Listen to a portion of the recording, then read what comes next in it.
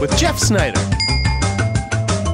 What's the deal with the Golden Globes? The nominations were announced this morning. We talked about TV earlier. This is part 2, and we're going to be talking about film. There were a lot of snubs and surprises, so let's get right to it.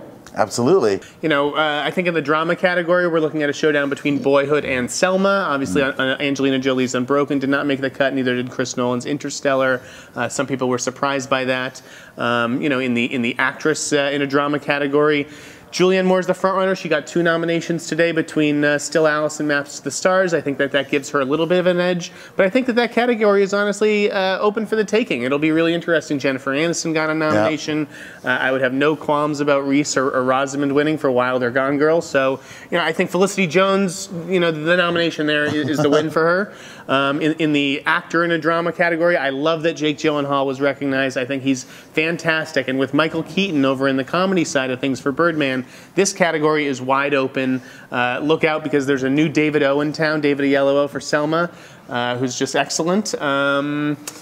Yeah, you know, there were a lot of snubs. Bradley Cooper, Channing Tatum, Ben Affleck, and Oscar Isaac as well for Most Violent Year, but, you know, they still came up with a great list.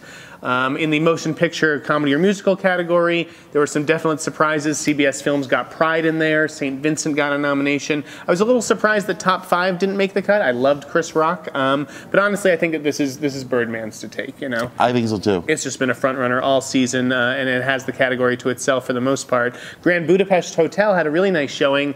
I was a little surprised by that. I know we talked about it before. I'm a huge Wes Anderson fan. I love his work. This was one of his lesser movies, so I was definitely surprised it got screenplay nomination, director. Ray Fiennes got nominated as well, and he was wonderful. But I think Michael Keaton has that category pretty sewn up.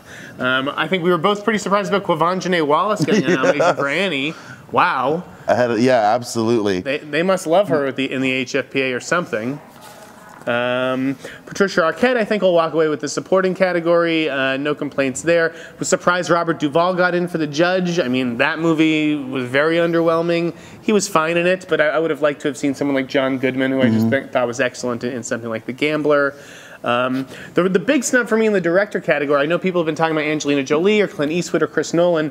Where's Bennett Miller? Foxcatcher. I know that, you know, Bennett doesn't have the same profile as Angelina or Clint or Chris Nolan, but he knocked this movie out of the park. We're going to have him tonight at the TheWrap screening series, and we'll get into it with him there. That'll do it for our film coverage of the Golden Globe nominations. Jethro, where can we find you on Twitter? At The Real Jethro. And I'm at The Sneider. Guys, stay tuned all season for our awards coverage, and thanks for reading TheWrap.com. What's the deal with Jeff Sneider?